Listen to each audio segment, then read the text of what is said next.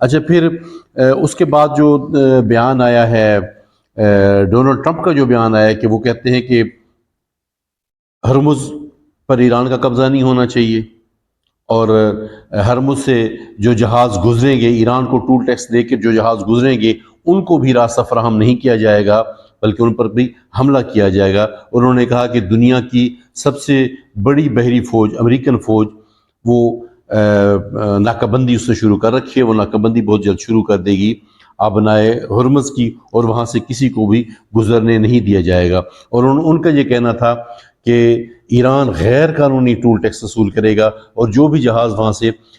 Toll tax दे के गुजरेगा उसको भी गुजरने नहीं दिया जाएगा, या तो सारे जहाज़ गुजरेंगे या कोई जहाज़ भी नहीं गुजरेगा।